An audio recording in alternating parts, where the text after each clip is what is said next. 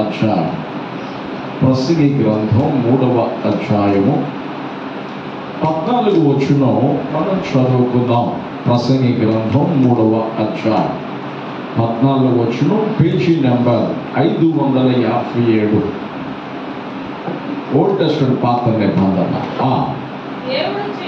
దేవుడు చేయు పనులన్నీ శాశ్వతములని నేను తెలుసుకుంటుని, దానికేదియు చేర్చబడదు, దాని నుండి ఏది తీయబడదు.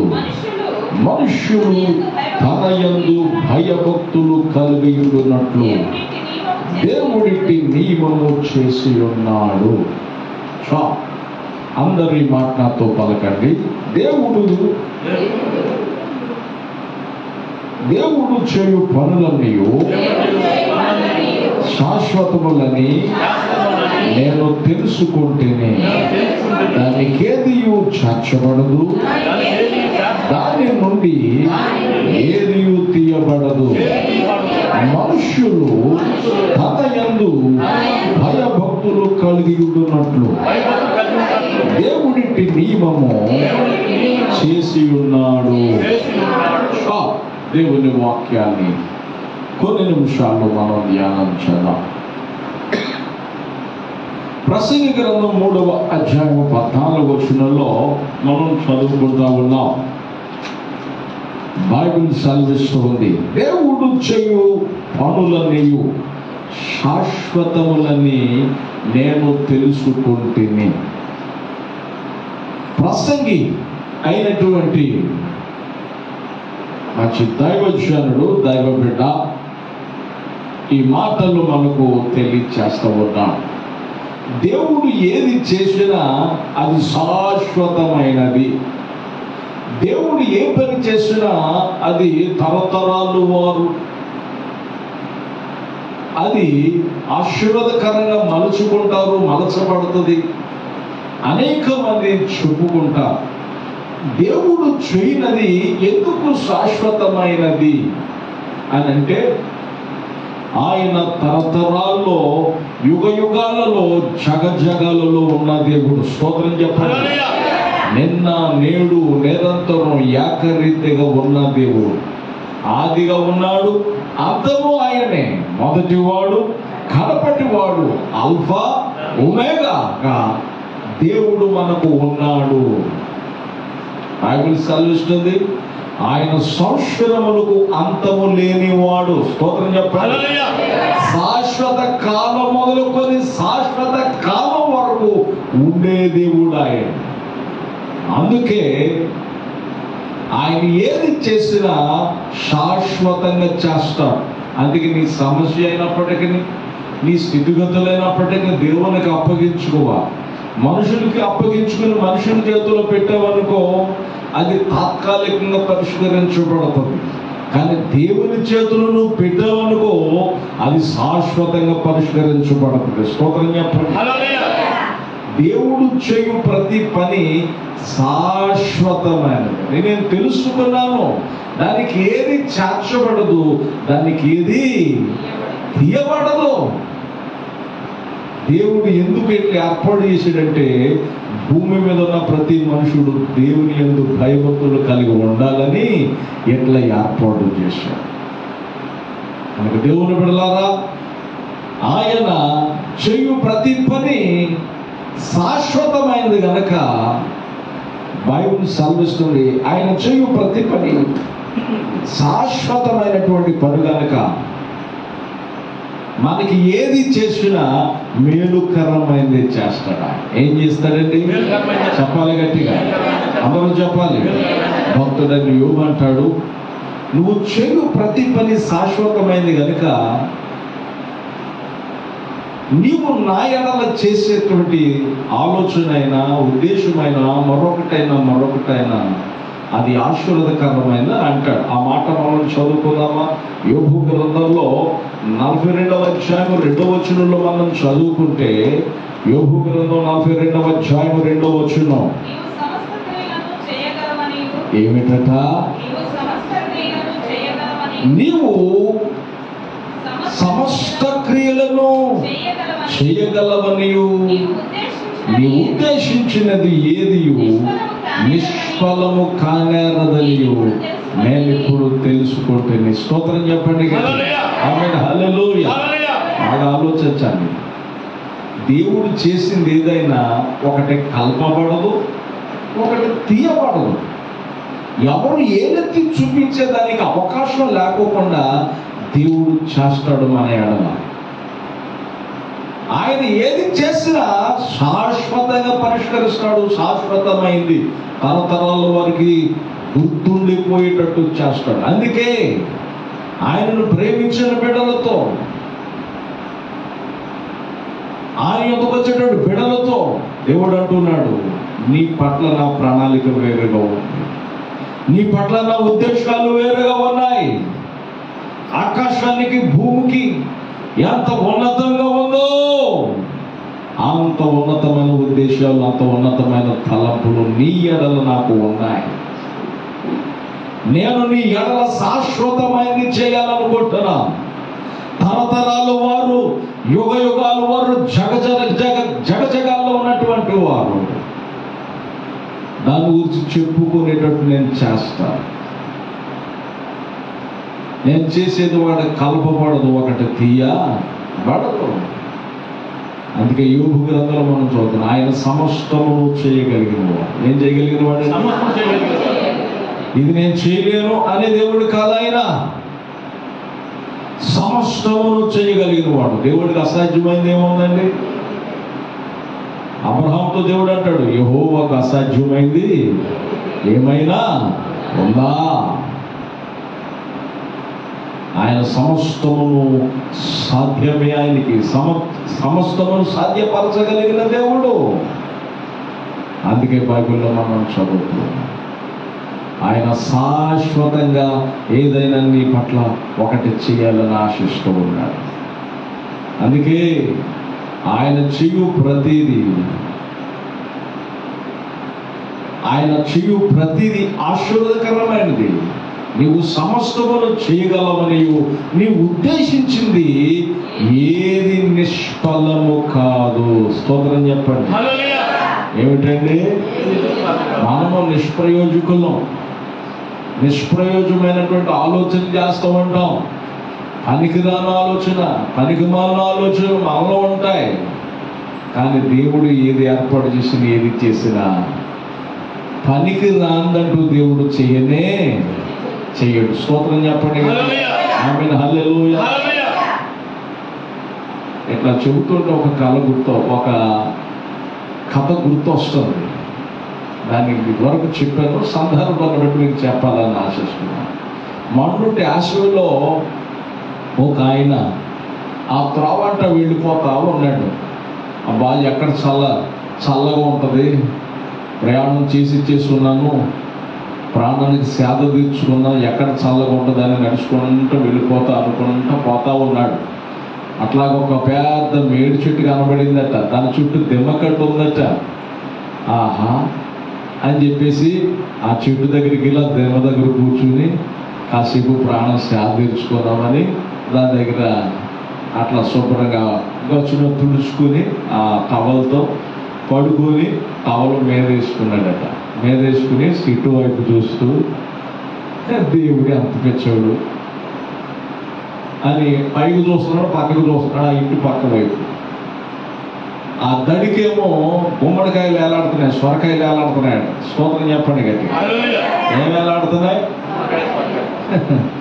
ఎంత పెద్ద చెట్టుకేమో ఎంత కాయలా, ఎంత తెలుగు తక్కువడు దేవుడు.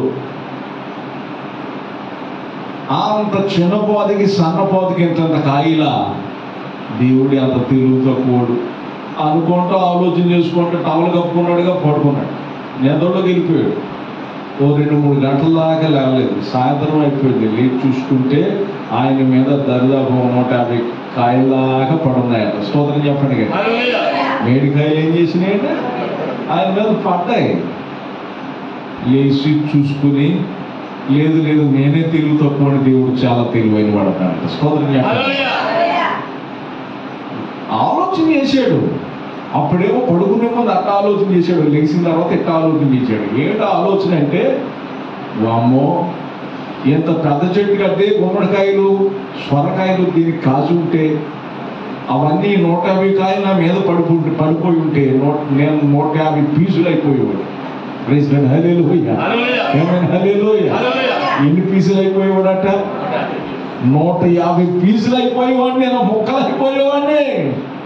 దేవుడు చాలా తెలివైన వాడు అన్నాడు. స్తోత్రం చెప్పండి. హల్లెలూయా. నిజంగా కదండి, వాసన కదా. ఆ దడిని చూసి దడికి ఆల్రెడీ గుమ్మడికాయని సొరకాయని చూసి దేవుడు తక్కువ అంచనా వేసాడు. మన అల్ప సంతోషం అండి. ఎటువంటి సంతోషం అంది? అల్ప సంతోషం. మనం పూటకు చూసుకుంటాం, రోజుకు చూసుకుంటాం. దేవుడు అంటాడు, నీ పట్ల నేను ఉద్దేశించింది నిష్ఫలము కాదు. స్తోత్రం చెప్పండి.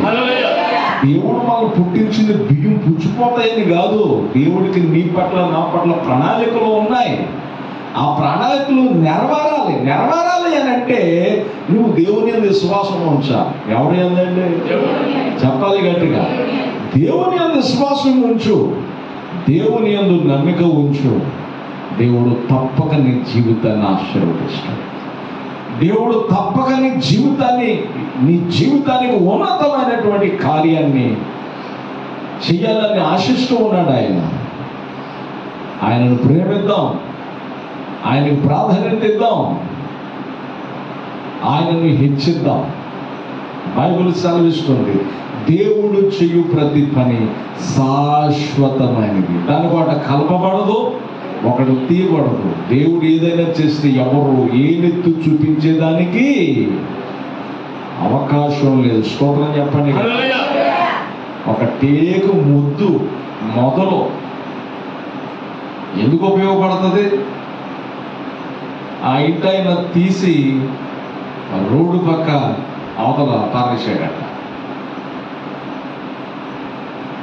తన రోడ్డు ప్రక్కన పెట్టాడు. పొయ్యిలోకి పనికి వస్తుంది, కాస్త వెళ్ళిన తర్వాత శుభ్రంగా దీన్ని పొలం కింద అరుగుదాం అని అనుకుంటున్నట్ట. ఆ దారంతా ఒక ఒక్కరిగా ఆయన వెళ్తాం అన్నట్టు. రోజు వెళ్తున్నాడు, వస్తున్నాడు, చూస్తున్నాడు. ఈయనేమో పొయ్యిలోకి అరుగుదాం అనుకుంటున్నాడు. ఆయనేమో దానిలో ఒక అందమైన రూపాన్ని చూస్తున్నాడు. స్తోత్రం చెప్పండి. ఆ చిత్రకారుడు ఏం చేస్తున్నాడు? వడ్రంగి ఒక అందమైన రూపాన్ని దానిలో చూస్తున్నాడు. ఇక వచ్చి ఉండలేక అన్నాడంటే, ఏమండి ఈ ముద్దు నాకు అమ్ముతారా? ఇదేం చేసుకుంటావయ్యా ముద్దు, నేను పొయ్యిలోకి నరుగుదాం అనుకుంటున్నానంటే, నాకు ఇవ్వండి, ఎంత అయినా ఇస్తానంటే. బలి అన్నాడు, తిరుగుతో కూడిడు, ఇది ఎందుకు ఉపయోగపడుతుంది, నీకు తోసి ఇది ఇచ్చే అన్నాడట. మీరు అంత చెప్తారో చెప్పండి అన్నాడట. ఈయన సరదాగా అన్నాడంట, 2,000 ఇచ్చి తీసుకెళ్ళాను. 2,000 కాదు 3,000 ఇస్తాను అన్నాడు. స్తోత్రం చెప్పండి. ఎంత ఇస్తాను? చూడు అని చెప్పేసి 3,000కి తీసుకున్నాడు. 3,000కి తీసుకుపోయాడు. ఆకొచ్చింది, ఎక్కించాడు, తీసుకుపోయాడు. ఈ టేకు చెట్టు ఆయన అమ్మాడు చూసారు. ఆయనకి కాస్త ఆ షాపు ఈ షాపు దాన్ని తిరుగుతూ ఉంటాడు. బొమ్మలు పిచ్చి ఎక్కువ.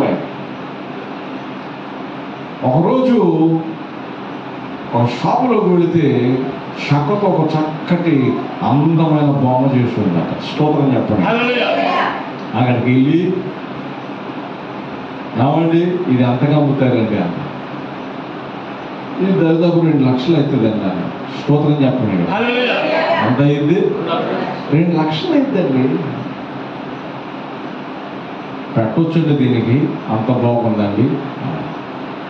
ఆ కంసాలు అక్కడే పనిచేస్తూ ఉంటాడు వడ్రంగి ఆయన. ఏమంటే నమస్తే అండి, బాగున్నారు, ఎప్పుడు వచ్చారు, ఏంటి ఎట్లా అంటే, ఈ బొమ్మ కొనుక్కుందాం మనం. ఆ బొమ్మ ఎక్కడితో తెలుసా మీకు అన్న. నాకేం తెలుసు, మీరు చెప్తేనేగా. చాలా బాగుందండి, అసలు వదలలేకపోతున్నాను, తెగుతో చేయబడింది, ఎంత అందం ఉందండి ఈ బొమ్మ అని చెప్పేసి పొగుడుతున్నాడట. ఏమండి అది చాలా ఖరీదు అన్నాడట. 2 లక్షలైనా నేను తీసుకెళ్తాను అన్నట. సరే తీసుకెళ్ళానని చెప్పేసి ఆయనకి బేరం ఆడేసి డబ్బులు తీసుకుని ఆయనకి అప్పగించారట. అప్పగించిన తర్వాత ఏం చెప్పాడట, ఇది పొయ్యిలోకి నరుగుదాం అనుకున్నారు, చూశారు, అదే ముద్దు మీరేమో పొలలుగా చూశారు.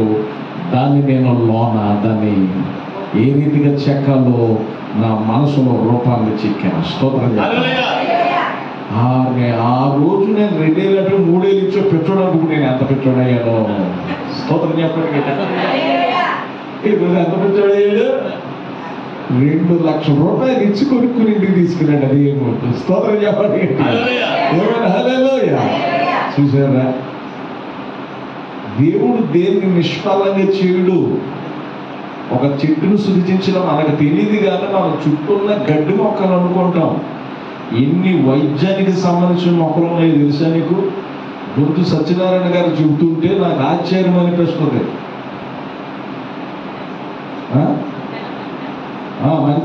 మంతెన సత్యనారాయణ గారు చెబుతుంటే ఇన్ని మొక్కలు మన చుట్టూ ఉన్నాయో మనకు తెలీదు. ఇది గడ్డేగా, పెచ్చగడ్డేగా అనుకుంటాం, కానీ మనకు తెలియకుండా మన చుట్టూ ఎన్ని వైద్యానికి సంబంధించిన మొక్కలు ఉన్నాయో. స్తోత్రం చెప్పండి. హల్లెలూయా. మన చుట్టూ ఉన్న ఎన్ని వైద్యానికి సంబంధించిన మొక్కలే, కానీ మనం ఏం చేస్తామో తెలుసా? మనకు తెలియదు, మనం గుర్తించం కాబట్టి చక్కగా మందు కొట్టుకుపోతా ఉంటాం. స్తోత్రం చెప్పండి. ఏం చేస్తాం? మందు కొడతా ఉంటాం. అవసరమైతే చక్కగా మన కోసి ఆపలు పారేస్తాం. ఎన్ని వైద్యానికి సంబంధించిన మొక్కలు ఉన్నాయో. దేవుడు సృజించింది ఏదైనప్పటికీ దేన్ని నిష్ఫలంగా చేయలేదు. స్తోత్రం చెప్పండి. దేన్ని దేవుడు ఏం చేయలేదు? నిష్ఫలంగా చేయలేదు. ప్రతిదాని పట్ల దేవుడు ఒక ఉద్దేశాన్ని కలిగి సృజించాడు. అందుకే వాటికంటే బహుశ్రేష్ఠులు మనం. ఆకాశ పక్షుల కంటే, ఈ గడ్డి పువ్వుల కంటే మనం చాలా శ్రేష్ఠులు. ఎందుకంటే దేవుని పోలుకు చొప్పున చేయబడిన వారు. కనుక మన పట్ల దేవునికి ఉన్న ఉద్దేశాలు వేరు. స్తోత్రం చెప్పండి. ఇప్పుడు బాను ఉన్నాడు, అతని పట్ల దేవునికి ఉన్నటువంటి ఉద్దేశాలు వేరు. చరిత ఉంది, ఆ బిడ్డ పట్ల ఉన్నటువంటి దేవుని ఉద్దేశాలు వేరు. తల్లిదండ్రుల ఉద్దేశాలు వేరుగా ఉంటాయి. దేవుడు ఉద్దేశాలు, దేవుడు ఆలోచనలు వేరుగా ఉంటాయి. స్తోత్రం చెప్పండి. అయితే దేవుడు ఉద్దేశాలు, దేవుడు తలంపులు, దేవుడి యోచనలు, దేవుడు ఆలోచనలు ఆ బిడ్డల్లో జరగాలంటే బాలుడు నడవలసిన త్రోవలో వారికి నేర్పాలి. బాలుడు నడవలసిన త్రోవానికి నేర్పితే వాడు పెరిగి పెద్దవాడైన దాని నుండి ఏమవడు? తొలగిపోవడం. ఎప్పటి నుంచే వంచాల, ప్రార్థన తీసుకొచ్చి పడుకోబెడతాను కాదు. స్తోత్రం చెప్పండి గట్టిగా. ఆమేన్. హల్లెలూయా. అలర చేయకుండా ఉంటాడు, అది తప్పు. మనం మార్చుకోవాలి. ఎదుగుతున్నాడు కదా, స్కూల్లోకి వెళ్ళిన తర్వాత నిద్రపోనిస్తారా? చెప్పండి. ఖచ్చితంగా చదువుకోవాలి. మరి అంతకంటే తీసుకుపోయిందా దేవుడు మందిరం? దేవుడు మందిరానికి వచ్చిన తర్వాత కూర్చోబెట్టి వాక్యాన్ని వినిపించాలి. క్రమశిక్షణ మనం నేర్పాలి. మనం నేర్పకపోతే ఎక్కడ వస్తుంది వాళ్ళకి? అన్ని మనం నేర్పించుకోవాలి. ఇప్పుడు స్కూల్లో ఆ అన్నమాట ఆ అన్నాడు లేదా, ఆ అన్నమాట ఆ అన్నాడు లేదా, ఏబిసి అంటే నేర్చుకున్నాడా లేదా? మా దగ్గరకు వచ్చి ఆ లెటర్స్ ఇస్తే ఆర్డర్లు పెడతాడు ఏబిసిడి. స్తోత్రం చెప్పండి. బాగానే చదువుతున్నాడు అనుకున్నాను.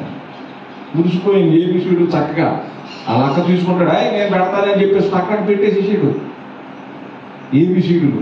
ఎంతో సంతోషం అనిపించాడు. స్తోత్రం చెప్పండి గట్టిగా. మరి నేర్పబట్టేగా మనం దాంతోపాటు అన్ని విషయాలు మనం నేర్పాలి. మనం నేర్పుతూ ఉంటే వారు ఈనాటికైనా గొప్ప ప్రయోజకులైపోతారు. స్తోత్రం చెప్పండి. ఆమేన్. హల్లెలూయా. హల్లెలూయా. ఏమైపోతారు? గొప్ప ప్రయోజకులు అవుతారు. కాబట్టి మనం నేర్పాలి పిల్లలకి. ఏం చేయాలండి? సండే స్కూల్కి లేచారా? బస్సు ప్రయాణం ఎక్కడికైనా ఊరు వెళ్ళాలంటే మనం ఏం చేస్తామంటే, పొద్దున్నే వెళ్ళాలంటే ఏం చేస్తాం చెప్పండి? నిద్రపోయినోడు సరే లేపి బ్రష్ చేస్తూ ఉంటాం. ఏడుస్తున్న ఏం చేస్తాం? బ్రష్ రుద్దేస్తాం. మరి సండే స్కూల్కి పొద్దున్నే పెడితే ఎందుకు పంపట్లా? రేపు పొద్దున్న ప్రైజ్ ఇచ్చేటప్పుడు మరి మొహం మీద లావు పెడితే అట్ట. స్తోత్రం చెప్పండి గట్టిగా. సండే స్కూల్ దేవుడి దగ్గరకు వచ్చినాడు క్రమం ఉండాలా. ఆ పిల్లలు ఉంచేస్తాం.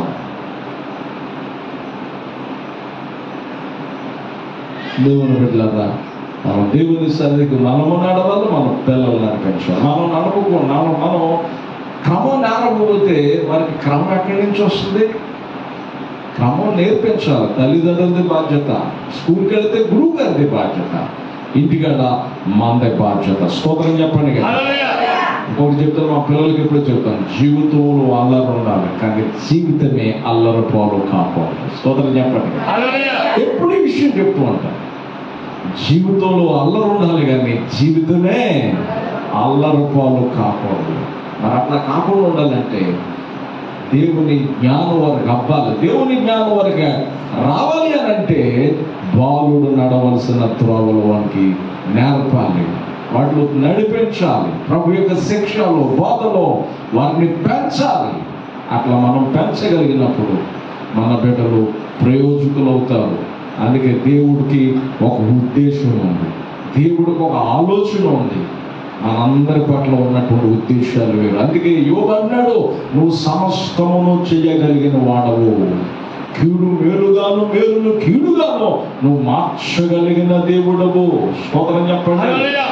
మేలు కీడుగాను కీడును మేలుగాను మార్చగలిగిన దేవుడు. నువ్వు సమస్తమును చేయగలిగిన వాడవు. నీ ఉద్దేశించినది ఏది నిష్ఫలము కానేరదు. స్తోత్రం చెప్పండి.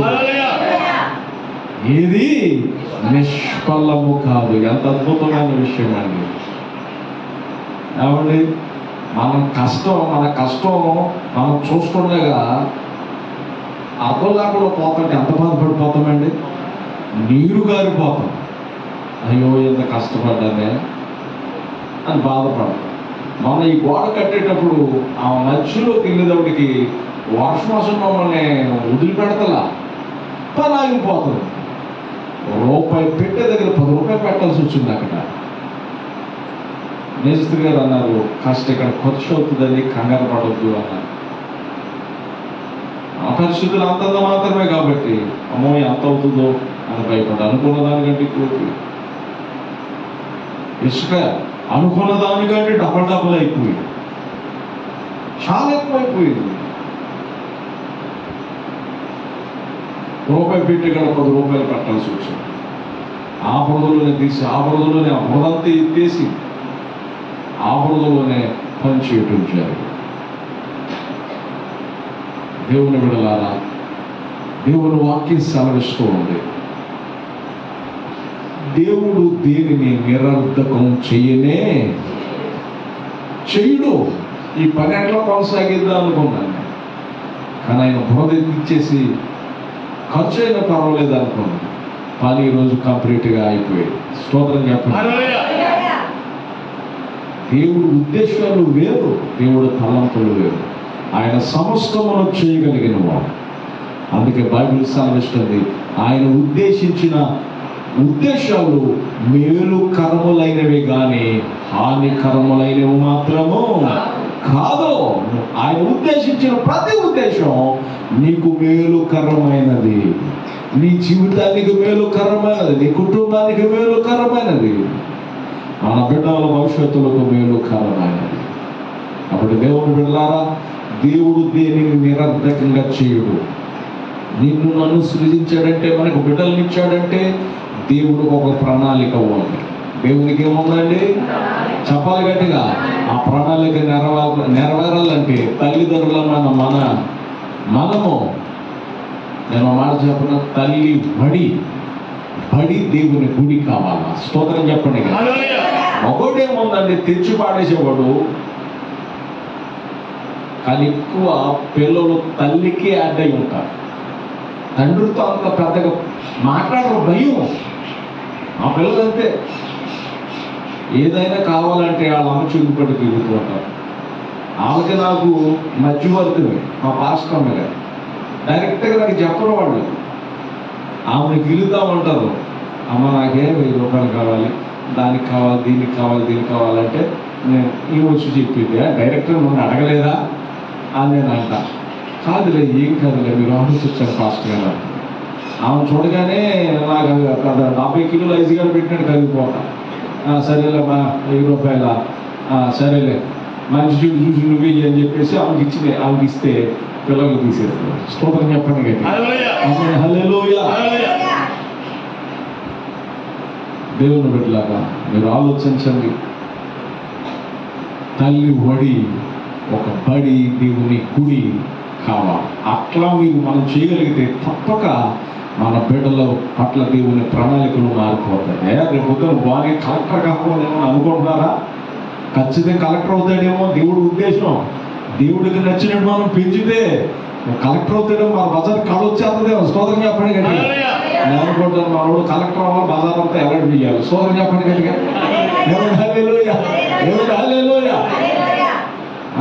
కలెక్టర్ అవ్వాలి, మన బజార్ అంతా ఏం చేయాలి?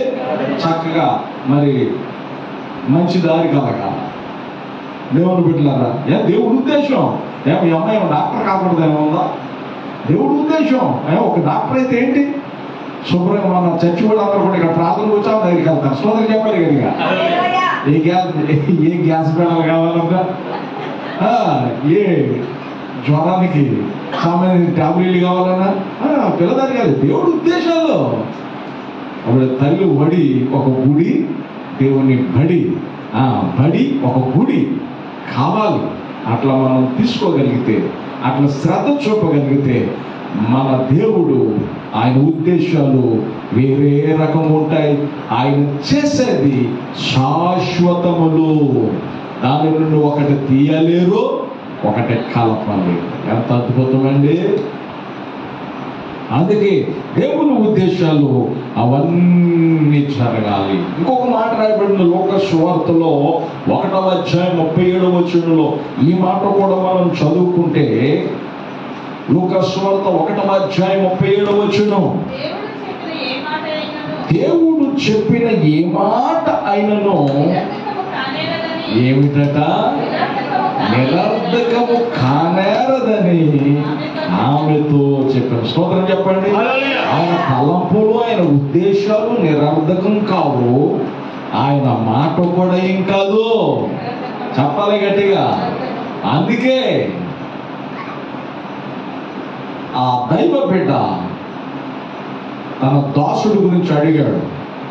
ఆ శతాధిపతి అడిగాడు, మాట సెలవి, నేను అధికారిని, ఒకడు రమ్మంటే వస్తాడు, ఒక బొమ్మంటే పోతాడు, ఒకడు సుత్తు పట్టుకుపోమంటే సుత్తు పట్టుకుపోతాడు, కత్తి పట్టుకుపోమంటే కత్తి పట్టుకుపోతాడు. నేను కూడా అధికారి, నువ్వు సర్వ సృష్టికి అధికారివి, దేవుడవో, నువ్వు మాట సెలవిస్తే చాలు. నేను మీ దగ్గరికి రావడానికి యోగ్యుడు కాదు, నువ్వు నా దగ్గరికి రావడానికి యోగ్యుడు కాదు, ఇది మేము యోగ్యులు కాము, అంత మంచి వరము కాదు, అటువంటి మంచి మనసు, మంచి యోగ్యత మాకు లేదు నువ్వు మా ఇంటికి రావడానికి. మాట సెలవి అయ్యా. అతను విశ్వాసానికి ఆశ్చర్యపోయేటువంటి దేవుడు. స్తోత్రం చెప్పండి. హల్లెలూయా. ఇశ్రాయేలు ఆవిడకైనా విశ్వాసం నేను చూడలేదు అని చెప్పేసి మీతో ఆశలు స్వస్థపడ్డాడు వెళ్ళిపోవాలి. మాట సెలవిచ్చాడు. ఎప్పుడైతే మాట పలికాడు లేచి కూర్చున్నాడు అంతే. స్తోత్రం చెప్పండి. అంత అద్భుతం. ఆయన పలికిన మాటల్లో ఏది నిరర్ధకమో కాదు. అందుకే ఆకాశం గతించిన, భూమి గతించిన, ఆయన మాట మాత్రం గతించదు. కాబట్టి ఆయన ఉద్దేశాలు ఆశీర్వాదకరమైనవి. అదే రీతిగా ఆయన మాట ఆశీర్వాదకరమైనది, నిష్ప్రయోజనం కానే కాదు.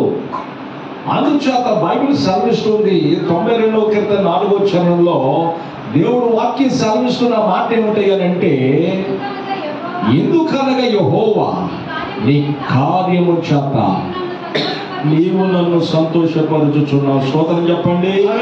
నీ చేతు పనులను బట్టి నేను ఉత్సహించుచున్నాను. ఎంత అద్భుతమైన విషయం. దేవుడు ఉద్దేశించింది ఏది నిష్ఫలం కాదు.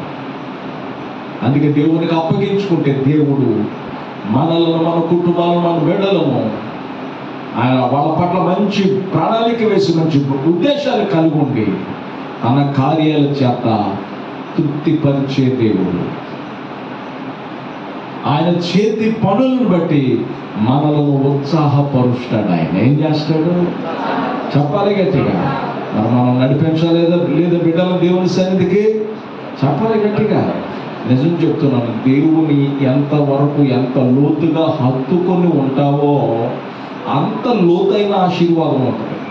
దేవుడని పెదవులు అనడం కాదు, హృదయం ఇప్పి దేవునితో మాట్లాడాలంటే హృదయపూర్వకంగా దేవునికి ప్రార్థన చేయాలి. దేవుని మీద ఆధారపడాలా. ఆధారపడ్డామన్న మాట అనడం వేరు, దానికి తగ్గ క్రియ చేయడం వేరు. దేవుడు క్రియనే ఎంచి దాన్ని బట్టి కార్యం చేస్తాడు. స్తోత్రం చెప్పండి. మాటలో ఏముందండి? నా మాటలు కోటలు దాటిపోవచ్చు, పేటలు దాటిపోవచ్చు, కోటలు దాటిపోవచ్చు. మాటల ద్వారా పట్టించుకోడు దేవుడు. చేపలు కావాలి, క్రియ కావాలి. ఖచ్చితంగా దేవుని విషయంలో మనం గడపగలిగితే, దేవుని సన్నిధిలో మనం ఆయనకు ప్రార్థన చేయగలిగితే, ఆయనతో కలిసి మనం పని చేయగలిగితే, ఆయన కలిసి మనం అడుగులు వేస్తే మన పరిస్థితులు 3 పూలు 6 కాయలాగా దేవుడు మార్చేస్తాడు. కనుక వాక్యాన్ని ఆలోచించండి, వాక్యానుసారంగా జీవించండి. దేవుడి మాటలు దీవించును గాక. ఆమేన్.